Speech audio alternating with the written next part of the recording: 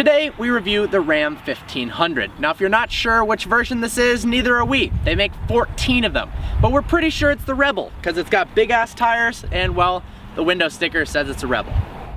This particular model has a 5.7 liter V8. It's mated with the only option for transmission, which is an 8-speed automatic. It produces 395 horsepower and 410 pound-feet of torque. Interestingly, even though this is an expensive, somewhat top-of-the-line 1500, there's also a V6 option for those that are more concerned about fuel economy. Contrary to the way this truck looks, it's actually not a direct Ford Raptor competitor. You would be pardoned to think that because of the way it's raised, big tires and everything. The Raptor is a purpose-built off-road vehicle. It's pretty much a Baja truck for the road. It's got Fox Racing shocks, it's wider and everything like that. This is a normal Ram 1500 with some factory off-road options. It has the raised air suspension, bigger tires. It's pretty much what a lot of people do with their Ram 1500s is buy them and then they'll do these modifications themselves. So Ram was like, hey, how about we just offer it with a factory-backed warranty? So it is not a full crazy off-road truck. The Rebel has Bilstein monotube shocks, and it has an adjusted alignment as well as anti-roll bar that's set up for the higher center of gravity over the normal 1500, and the air ride actually gives it an extra inch of height over the 1500 as well. It has a new bumper with skid plate and tow hooks, new rear bumper too. It's all actually steel, which is pretty cool. 33-inch tires wrap around 17-inch wheels, which, one, give you more off-road ability, two, they look pretty badass. It's also got an optional limited slip differential and a optional park assist package, which I think is necessary. It's $595, comes with sensors all around as well as a backup camera. And on a truck this big, parking it will be a pain in the butt without that package. This truck feels big when you're behind the wheel. It's raised and it feels like it. It's not a vehicle that shrinks around you in any way. The steering is quite heavy and it is pretty slow as well, something that of course you'd adapt to, but initially when you get into the car, it doesn't feel that familiar. Ride over bumps, soaks up bumps pretty good. We're on a relatively rough gravel road. And the truck's doing fantastic. Among the endless configurations of the Ram 1500, we think the Rebel looks the best out of all of them. You get the added aggressiveness from the larger wheels and the new bumpers and all of that kind of stuff. And when it came out in Detroit, we thought it looked awesome. Especially in red. Yes. And the coolness continues on the interior as well, especially with the seats.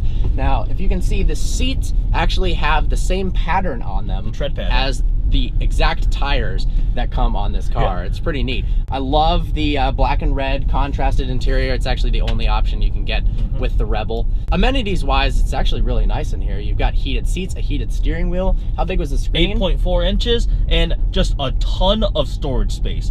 There's, instead of an airbag right there, there's like a storage space above the glove compartment. There's storage cubbies underneath the floor in the back. The center console is huge, and one of the coolest features of the Ram is this center place here that holds your phone. You like snap it in, and they even have a little cutout that you can have your phone plugged in.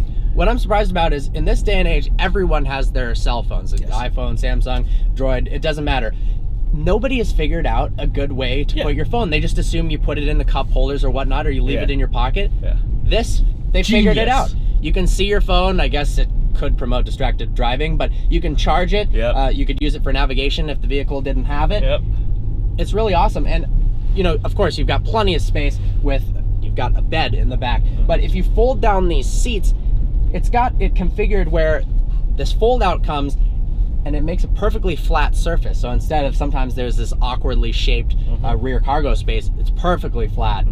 Storage space is unreal.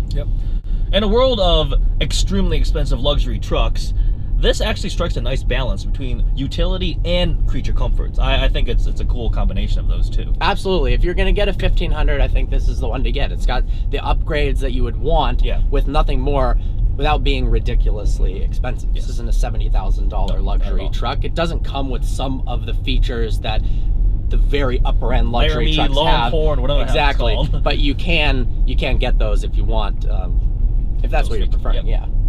As a summary, here are some of the things we love and hate about this truck. The interior space is awesome. but it's got some unique features that make this truck rise above and beyond some of its competitors. It's got multiple glove box compartments. It's got a very innovative way to store your phone. I've never seen anything like that before. And the way the cargo space works in the back with a fold out that makes the rear completely flat. Really cool. From an exterior standpoint, this truck looks pretty badass. You get the larger tires, you get the factory skid plate and everything like that, and especially in red, it looks very mean.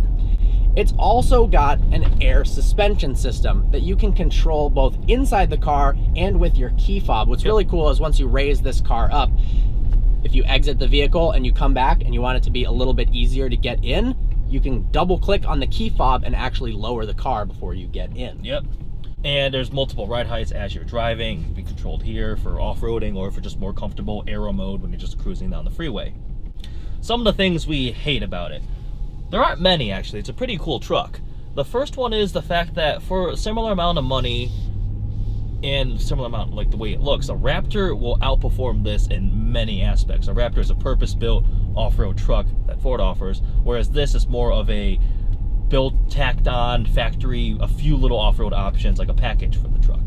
I'd be worried if you took this and tried to do similar things that people do with their Raptors. They take them to the dunes, they jump them. The car would break. It's not meant for that. And another thing is, for 395 horsepower, it doesn't feel very fast at all.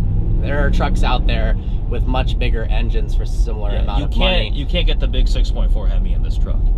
So that's a downside. But really, overall, it's cool. We're impressed with this. It's a great looking truck. It's very functional. Comes with most of the things you would really need. And with that, hope you enjoyed this review. Like always, please browse our channel and subscribe. Special thanks to LaFontaine, Chrysler, Dodge, Jeep, Ram for making this review possible. Look forward to seeing you next video.